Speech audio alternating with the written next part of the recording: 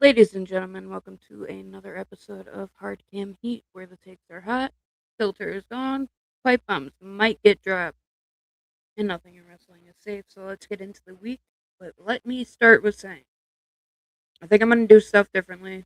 Um, I want it's what I'm saying to sound genuine, and I want it to seem like I know what the fuck I'm talking about.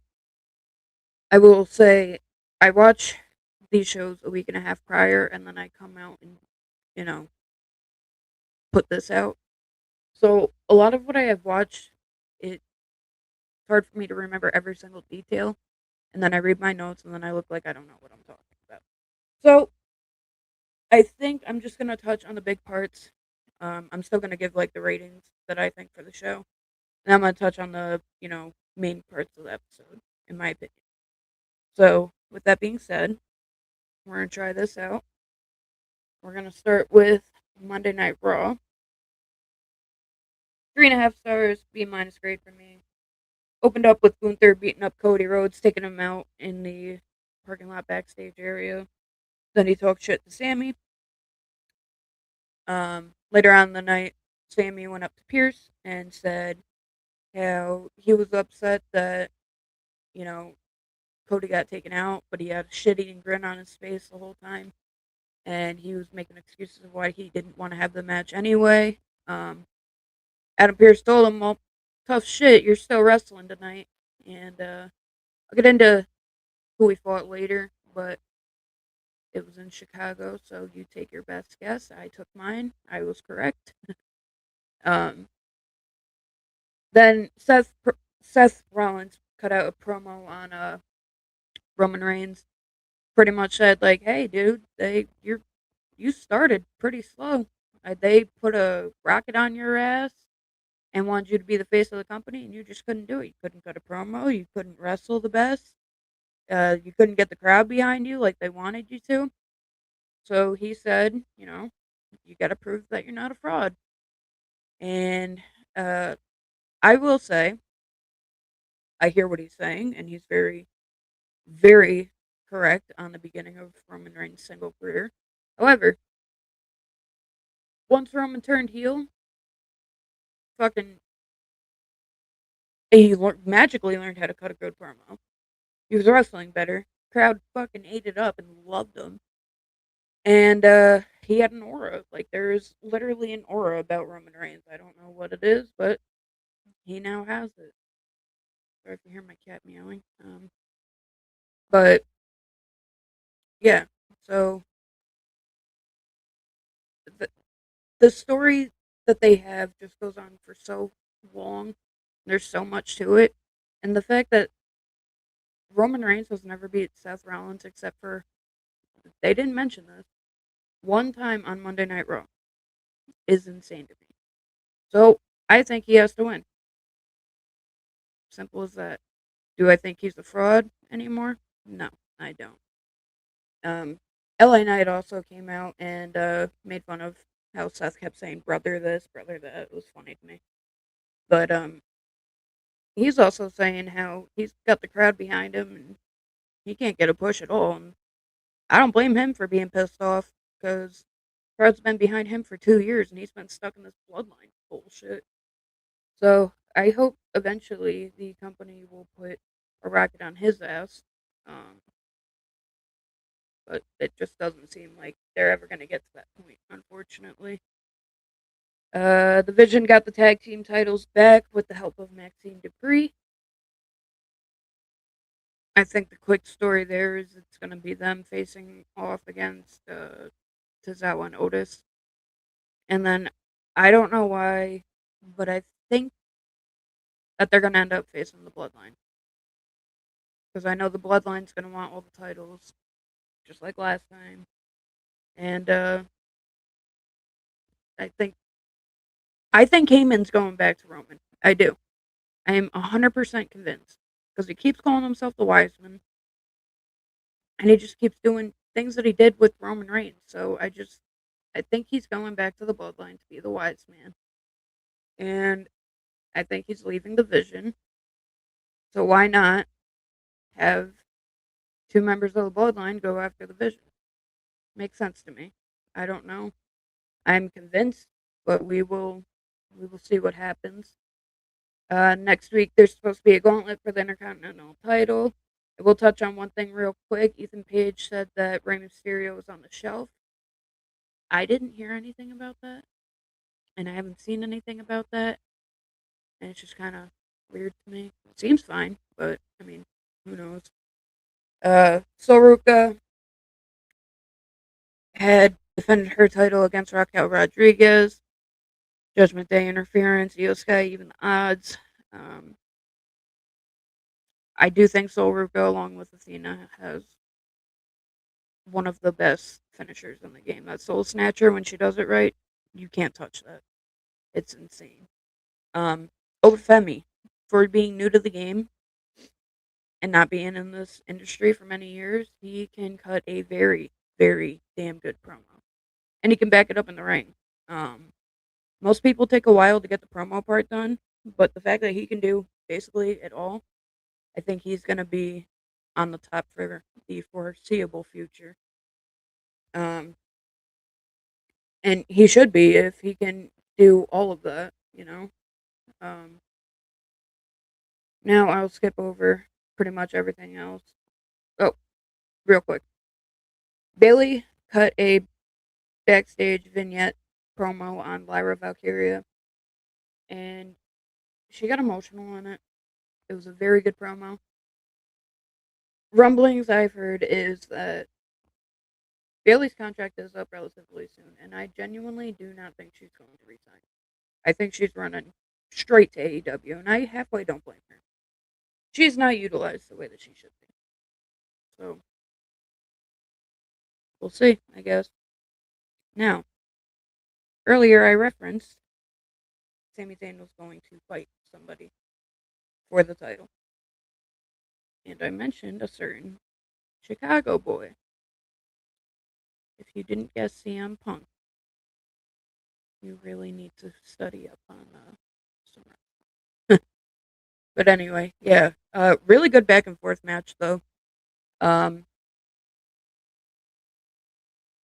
like I said, the second that the Cody injury angle happened, I don't think there was a doubt in anybody's mind that CM Punk wasn't gonna show up some way, somehow, do something. But great back and forth match. CM Punk won it. I really enjoyed it. Back to what I said last week, though. Sammy deserved better. I will tell you too. I also heard rumblings that Sami Zayn. That people are talking about how TKO is making people restructure their contracts and take a pay cut. Almost everyone that has been said that they asked has left. Sami Zayn took the pay cut, and his only condition, or I don't know if it was his condition or if they just, wanted to, reward him for doing so, was he got the title. Now, what the hell's the point? If you're just gonna make him lose it in 9 days, he deserved more than to be a transitional champion. It's just, and then Michael Cole pointed out that it was the shortest reign in 5 years. I feel like they just clowned him, and I don't get why. He's been loyal to the company, obviously, if he took that pay cut. Um, and he's a yes man. He does literally everything. So I don't know. He cut a promo afterwards too, and I think that there were real feelings and emotions. Basically, he called CM Punk a motherfucker and called out him being a hypocrite because The stuff that CM Punk said back in 2013 is the stuff that, he's getting away with now that he was upset with back then. So I think there were a lot of real feelings, and I think he's pissed, and I think he has every right to be pissed. Next up, we got NXT. I gave that a weird rating. I gave it 3.75 stars and a B minus grade. I will talk real quick on the opening. Kelly Armstrong came out, and her promo work bothers me so bad. It sounds so forced, and it sounds like she's literally like reading a script right in front of her, like a teleprompter or something. Not a good actor. Very bad. Um, Lola Vice came out, cut a good promo. I think it's a matter of time before she gets the rocket on her ass and moves up. Um, Kaylani Jordan also came out, cut a solid promo. She does the "woe is me" stuff pretty good. Reminds me of Christian in the early 2010s when he was feuding with Randy Orton. Of like, oh, but one more chance, like I deserve one more chance, like that type of shit. But I do gotta say, damn, Kelly Armstrong gave some Braun Breaker vibes uh, with her attack on Lola and Kelani. That shit literally had me go, damn. Next, it was just basically fatal four way for number one contender for the tag titles, which ended up going to Shawn Legacy and Vanda. Jada Parker cut a promo basically saying what I said about Natty last week, was that she came to NXT to get relevant again because she can't get relevant on the main roster, which is criminal, but it's true. So, I mean, I don't know. WWE does Natty so fucking dirty, and they have for a really long time, and she deserves to be at the top of the company. I mean, it, she's so underutilized. It's disgusting. Uh, Saquon Sugars sent a warning to Dark State and said that he's gonna have to kiss a lot of ass and apologize to people basically, uh, so that he can have help taking them out along the way. Because when he was with Dark State, he was, running with them, acting a fool. But he's seen the error of his ways, so he's gonna get help from somebody. Keanu Carver has the same intensity as Obafemi, in my opinion. And on this show, I really thought he blew out his knee because he went for a power bomb and it buckled under him, and he still safely managed to get Tank down without, risking injury to Tank or anything. Like he was going to take the brunt of all of that to not injure his opponent. That's impressive, and you know, going to go a long way with the company as well. Um, he ended up getting the win with that one.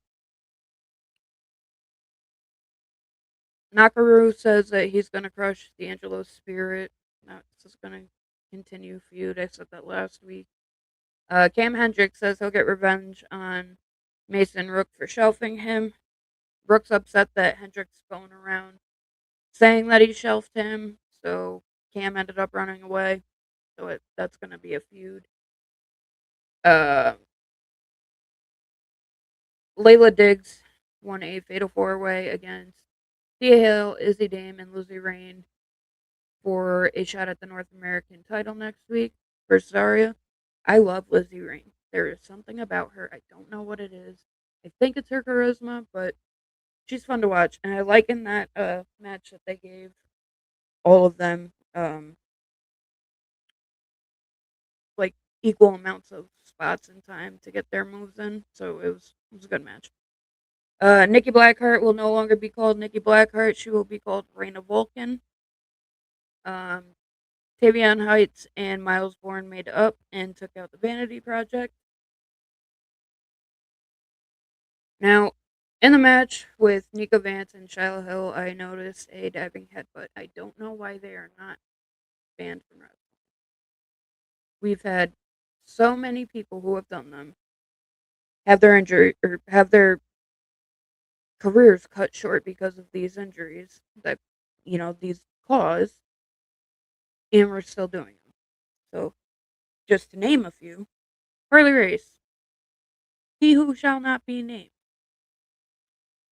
and Daniel Bryan. God, there's so many more, but they just, I don't know why they're not outlawed. They're dangerous. The payoff's not worth it whatsoever. Also, in that match, why did somebody? I don't remember who it was, but somebody stole Shiloh's tooth. Why are we stealing teeth on shows now? Weird thing. Anyway, Shawn Spears came out of nowhere with a chair shot to the back of Vance, and I see him still swinging a chair.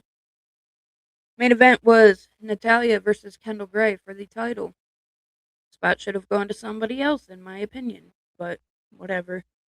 They also said on that Natty has not won a title since 2017. 9 years. Natalia Neihart has not won a title. What are we doing? She's one of the best women's wrestlers that has, graced the earth. It's just crazy to and this is going back to what I said earlier. Like, they have done her so dirty and constantly disrespect her. The match was super technical. I mean, Kendall Gray gets the Kurt Angle comparisons, and then Natty's Natty, so you can imagine how technical that was. Really fun watch. Thoroughly enjoyed it. Kendall Gray picked up the win at the end. Um, Jada Parker came out on the ramp and had a stare off with Natty. And then Lola Vice, Ken, Lola Vice, Kelly Armstrong, and Kehlani Jordan surrounded Kendall Gray in the ring. So maybe a fatal four way happening at some point. We will see. Next up, I think, let me try to talk again. Next up, we have AEW Dynamite, and I think that was the best show of the week. I gave it 4.5 stars and A minus grade. Started out strong. Oh, it was also called Beach Break, so special show this week. It started out with Jericho versus Tommaso Ciampa. Jericho hit him with a Death Valley driver on the apron. Super sick. And then Ciampa hit him with a Angel Wing on the steel steps, which was also sick. However, why are we still doing these apron spots? I talked about it last week, so I'm not gonna harp on it this week, but it's just they shouldn't be in every show thing. And it happens later on too. I won't talk about it then. I'll try to refrain, but they're great spots to watch, but I feel like they should be like here and there, not like here, here, and here. But the match was as hard hitting and violent as it was setting up to be. Jericho's still doing the shit that he does at 55 is incredible. The match ended with a brutal running knee. Ciampa picked up the W, and then he attacked Jericho after the match with the sand pail, and he was going to take a power drill to him. He got stopped, pulled away. He tried going back, got pulled away again. Um, End of that. I'm sure it's not the end of the feud though. But Will Ospreay keeps fucking making me laugh every time that he is backstage doing a promo or something. I think this was backstage. Correct me if I'm wrong, but he said you mixed your mouthwash with cat piss. It was backstage because MJF then spit in his face, and yeah, they had to get pulled apart. That was fucking hilarious to me. Uh, Kyle Fletcher took on Takeshita for the international title. Um, Match had so many big spots, which us wrestling fans absolutely love. If you have not seen that match, I highly suggest that you go watch it. Um, I don't know if it was a spike or a tombstone into a wheelbarrow suplex on the apron from Takeshita, but that shit was fucking insane. Awesome. Um, but again, what I say in the last one. Uh, the match ended with a brainbuster the turnbuckle. Sick fucking move too. Probably also dangerous, but so sick to watch. Kyle Fletcher picked up W. The Callis family then came out. Um, then Mick Foley came out for giving them an interview. And he brings up how Fletcher and Takeshita were friends, and Kyle shuts that down, cuts Mick off, and says that they were never friends. Don Callis says for Mick to stay out of it. Mick comes at Callis for his credibility, which is always a talking point. But Mick's also known for his, fun fashion. He had these shoes that had pictures of dogs on them. They're his dogs. And he talked about, the dogs. One of them was, one that's still with us, and the other one was one that's not. But he threatened him and said, if he disrespects him one more time, he's going to shove it right up his ass. I wouldn't fuck with Mick Foley. But Kevin Knight came out, which in turn brought out Andrade, who says Callis didn't get him a title match like he said he was going to do, so he's going to take one from the family. And if he beats, Don Callis says if he beats Jack Doyle next week, then he'll get a shot at the national championship. Andrade then tricked the Don Callis family into going backstage. Darby Allin was waiting.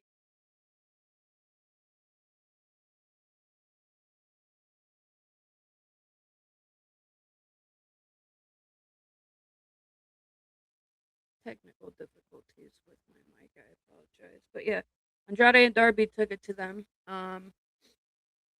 And Brian Cage was the one that got blown up by the booby trap skateboard.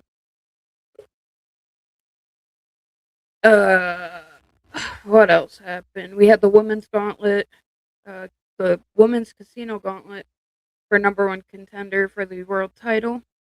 Um, Willow Nightingale is back. Let's give that a little.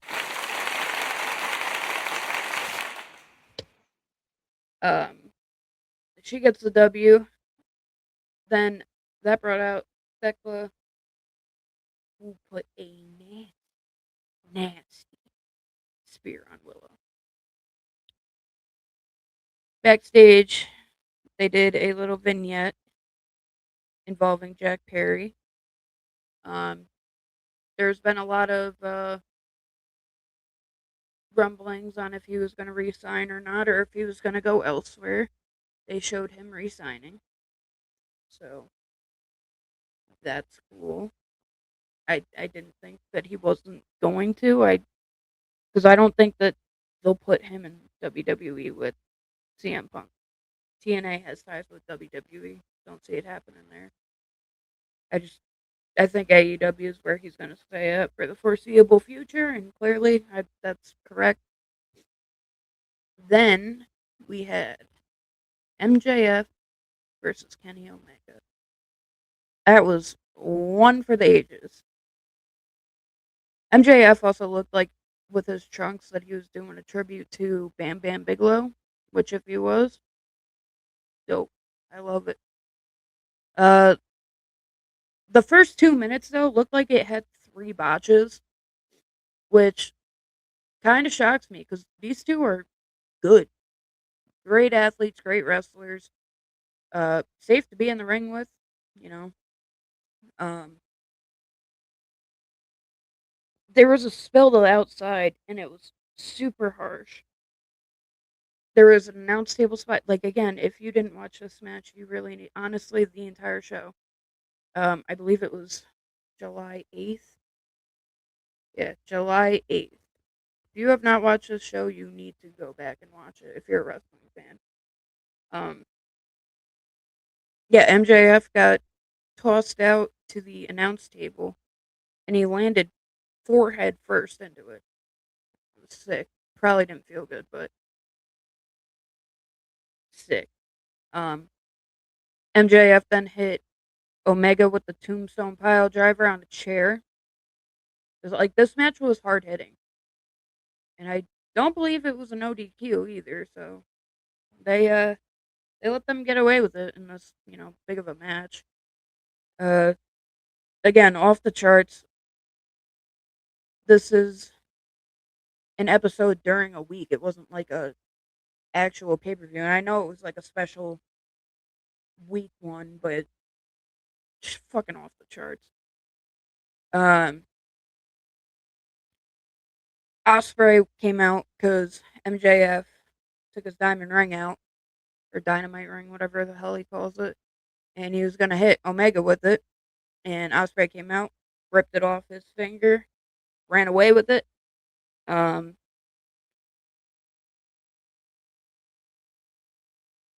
Omega refused to hit.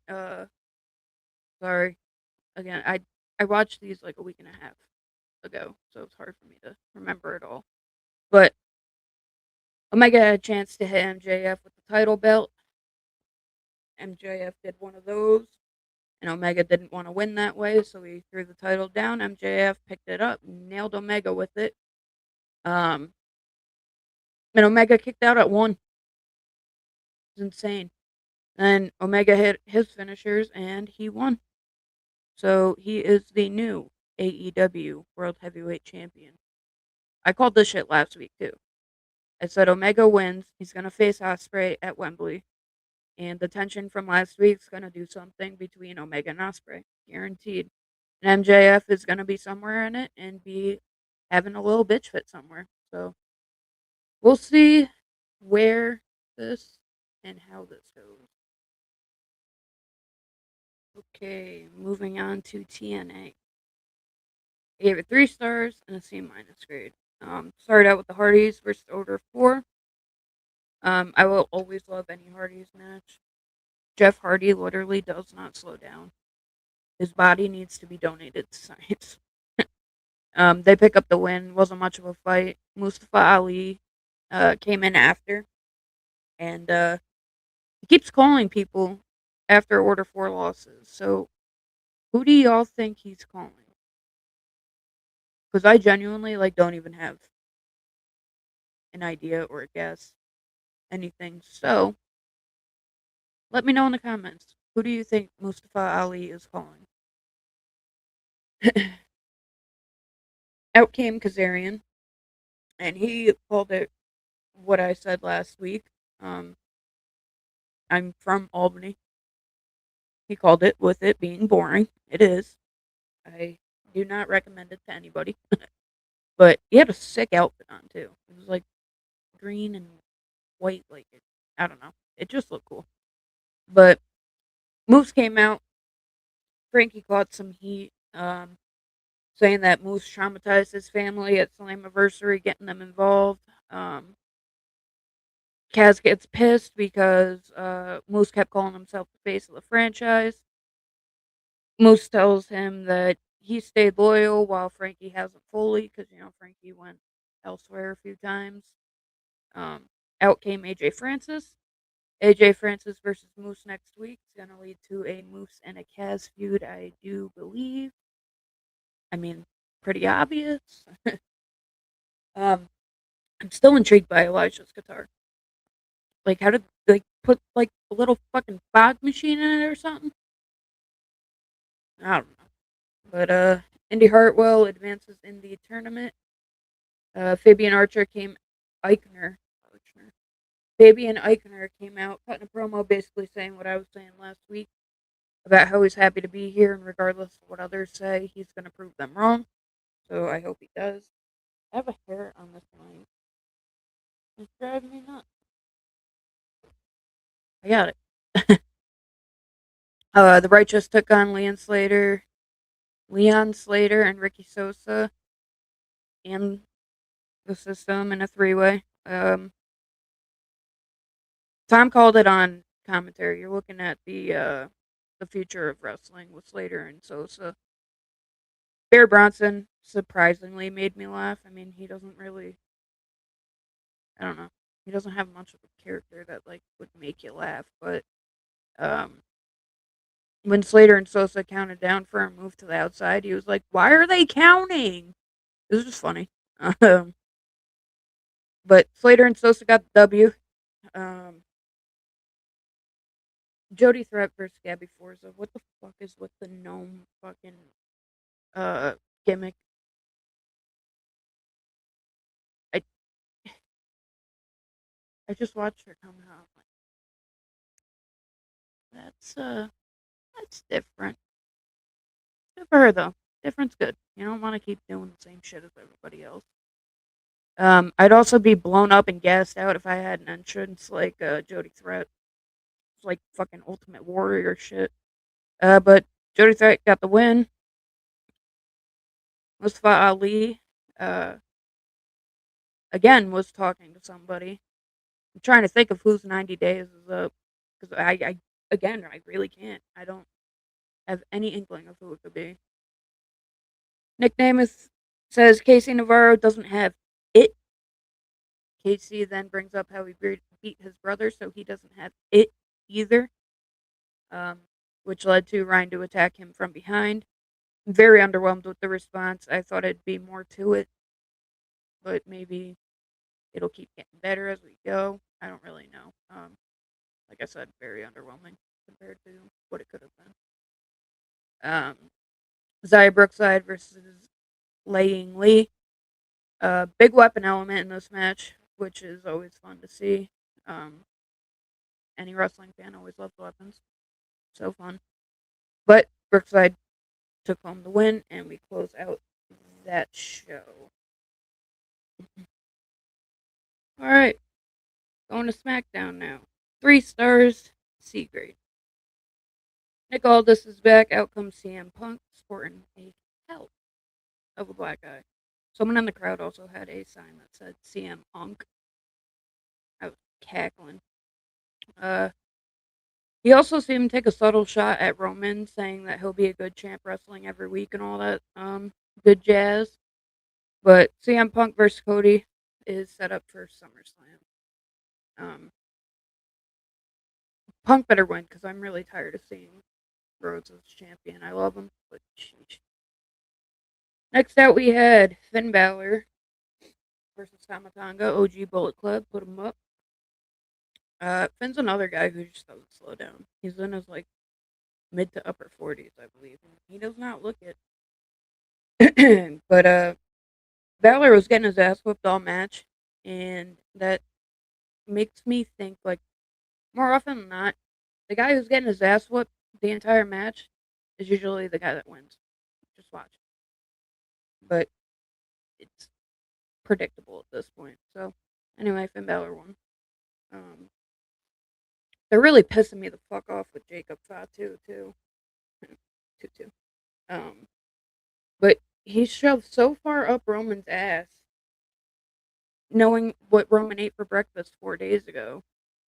All because he lost and had to join and acknowledge. I don't know. I feel like this is gonna go down to Mania and he's gonna turn on him.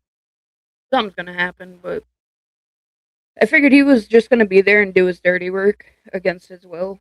Um, Jimmy Uso had a outfit on that was a tribute to his wife. I love that. Had the caution tape all around him. I hope Naomi gets back healthy and happy soon. Because she's definitely missed. That's my girl. Um, Big Jim had a match against Royce Keys. He took a scoop slam and landed like on the back of his neck and like his shoulders. It did not look comfortable. Um, he landed high and with his arm like behind his back. Um, he seemed like he was okay though. Solo interfered. Crowd cheered him. Jake saved Jimmy. And then I didn't think this was gonna come for a little bit, but Jacob turned on Royce for getting in the middle of it. I mean, he looked torn at first, but then he had no problem, taking him out. So, uh, oh yeah, and then Jacob put Solo in a chair, like put the chair around his neck in the corner, and he was gonna hit him with the running hip, but he pulled up and said that he's gonna give him another chance. So we'll see. I don't see Solo linking with the Bloodline. I think that he is going to have a big face on.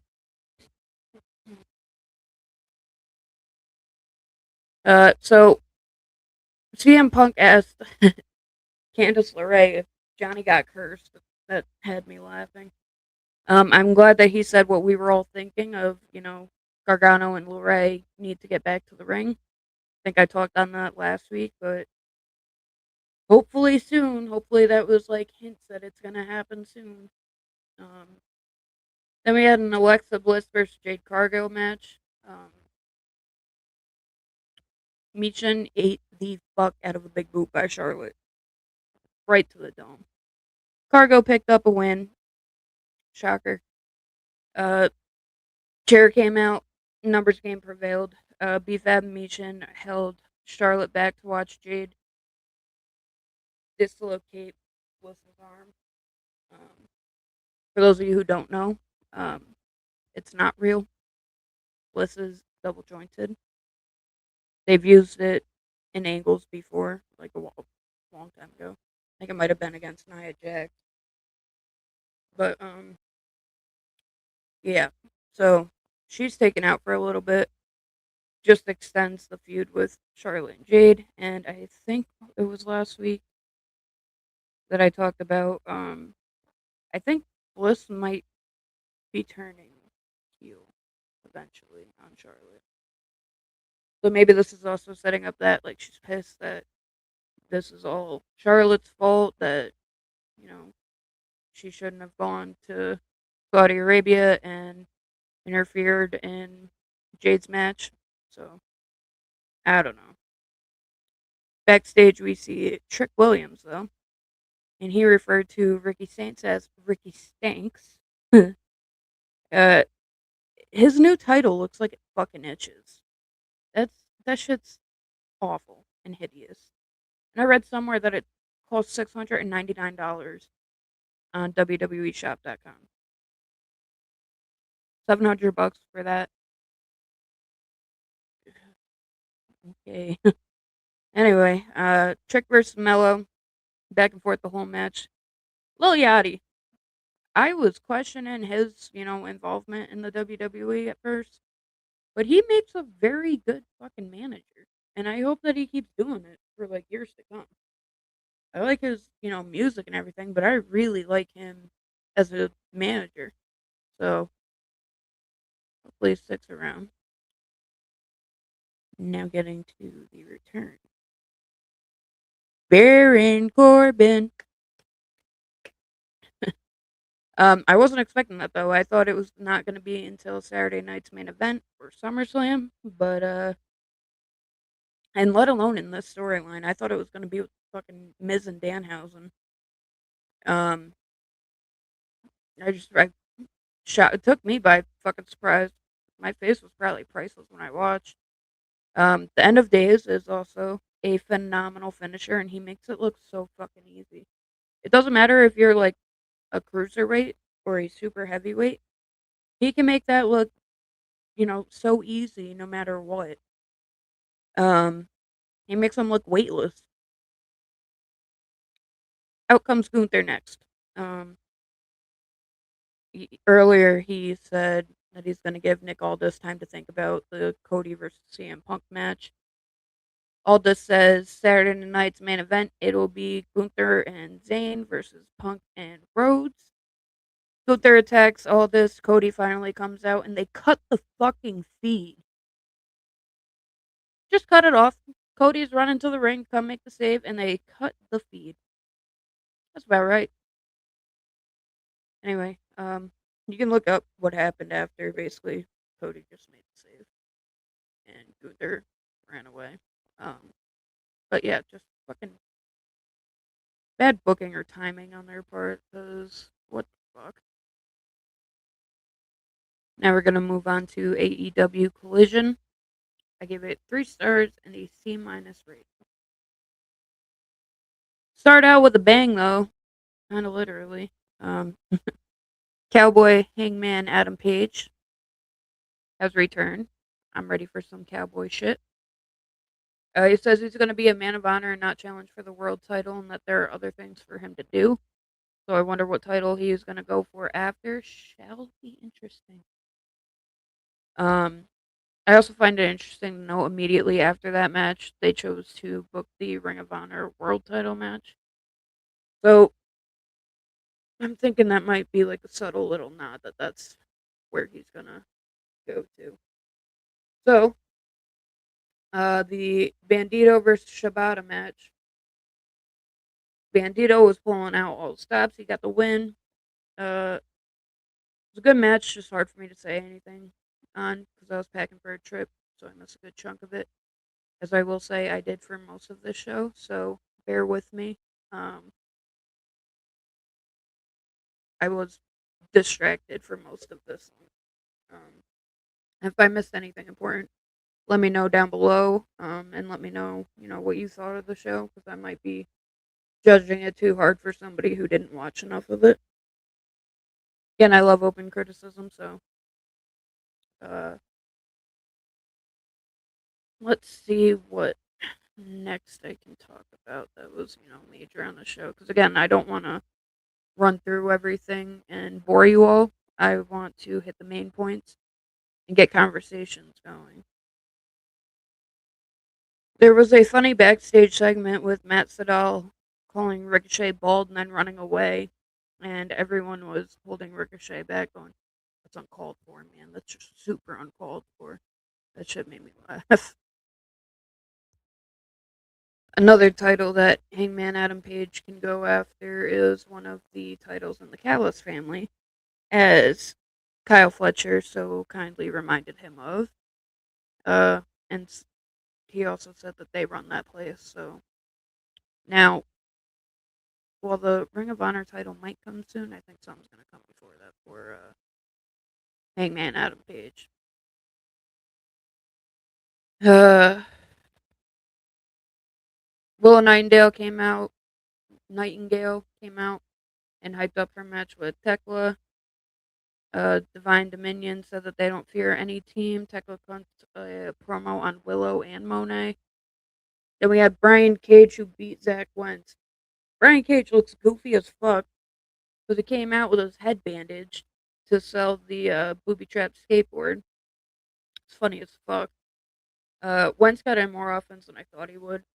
Uh, Twisting Cutter, which was, basically a luchador style RKO, was gnarly as fuck. I love to see it. Anytime a cutter's around, I'm fucking out of my seat. I don't know why. I've always loved them. Uh, Beretta, after the match, called out Darby Allin, said Darby Allin wasn't in the building. To his surprise, Darby was. Um, there was another apron spot in this match. I'm not gonna fucking keep harping on it. Y'all know what I think at this point. But it's literally every show, I swear to God. I'm not surprised in a Darby match that was happening, though. I mean, you know, some insane spots will occur. But Darby got the win. He was attacked after the match by Brian Cage, Speedball Mike Bailey. Made Willow was backstage and asked Maya to team on Dynamite to face Divine Dominion and Mercedes Monet. Mercedes Monet, what the fuck? Maya says it's the best idea she's heard and agrees to it, but wants a title shot when Willow wins the belt.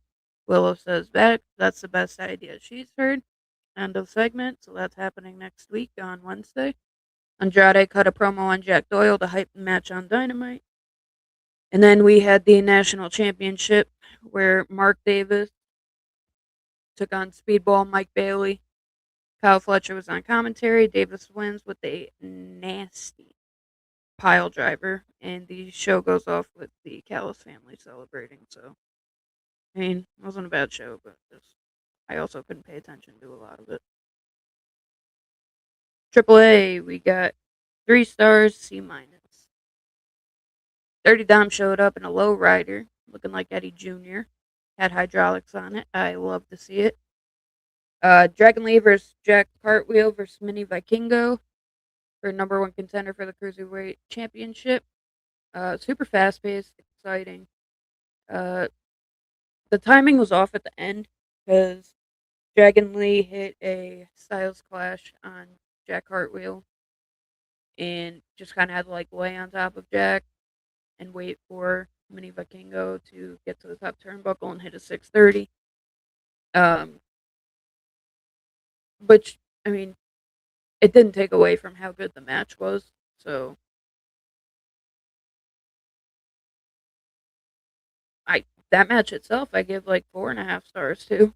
Um, I like how at the end they all showed respect to each other too. There was a backstage segment where Ray's talking to El Grande Americano. Ray tells him that he can't fight them alone. He agrees and comes Dominic. He also agrees. He blames Rey Mysterio though for Los Perros coming in and attacking people. Um, pretty much calls him good for nothing and like that they can only get away with this because of Ray. Um, Dom versus El Grande at Triple Mania for the AAA Mega Championship. But Dom can't have that fight if Los Perros puts him in the hospital. So he says that he'll have El Grande's back if El Grande has his back. So we'll see. You'll see later in the night, I should say. Um, I keep looking back because my cats are fucking with the stuff at the door. Um, Mini Vikingo tells Dorian that he chose the wrong Vikingo. And as I was saying last week, actual Vikingo, or the son of Vikingo. I'm not very good with my Spanish, that's why I just said like the what it means in English. But anyway, he did get hurt. Knee. He's out. The Latin American Championship is vacated. Dorian blames Mysterio for having him fight on NXT and SmackDown. Uh, declares Omos the new champion, taking it over. Ray comes out says, nope, not how it works around here. Uh, and then Omos like towered over him, and Ray told him to give him the title. He wouldn't do it, so he was like, "I'll suspend you indefinitely." So then Omos pushed it into Ray's chest, sent him back about 4 feet, and Ray said that next week there'll be details determining, um, you know, a new winner for the title. So I assume they're gonna announce like maybe a 4-way or um, some kind of tournament to, figure out who's the new champion. Ray did a media scrum for the. I might butcher this, so bear with me. Verano de Escandalo. It's going to be 3 weeks, 3 main events. Mini Vikingo versus Ray Phoenix for the Cruiserweight title. Flammer versus La Catalina versus Lady Shani for the Reina de Reyes title. And then mixed tag titles are going to be on the line. Lola Vice and Mr. Iguana will face a number one contender determined next week. So those will be fun to watch. Ray invited Andrea Bazarte to the show next week. Says that he has a lot of things to discuss with her. And then we had the main event, which of course got interrupted. Money Machine took on Nosy Boy, and I'm not even attempting that name, but Los Perros somehow ruined another main event. It seems to be the new thing until they get what they want, which they might now. But they called out El Grande Americano. Out he came with Bravo and Rayo. Bravo and Rayo got demolished pretty quickly. Then El Grande was left by himself, got his ass kicked. To my surprise, Dom held true to his word, came out with a chair swinging, and you know handle business for them. So Dom challenged Los Perros del Mal to a tag match against him and El Grande at the Verano de Escándalo. So we'll see how that works out. No, like my brain wants to tell me that Dom is like leading Los Perros a little bit. I don't know, but let me know what you guys think is going to be the fallout from that. I forgot to say, Damian Priest had cut a backstage promo where he pretty much announced that he has a lot of interest in the Latin American title. So I'm sure that's coming eventually to a TV near you. Let's get into the pipe bombs of the week, shall we? AEW does one thing that bothers me. They don't do replays during the match on like big spots like WWE is. Like if you see like a avalanche suplex on WWE, like they'll show it on a replay. AEW won't. I don't know why, but it low key bothers me. Um, I know Matt, old Aiden English, likes to make excuses for the heel wrestlers, but it doesn't sound fully like there's like a heel commentator in TNA. I feel like there's always good, one bad, um, and never just like both babyface commentators. So it's a little weird. I wish like he would heal it up a little more or something. I also forgot to last week include Eric Young in the talks for people who might be WWE bound.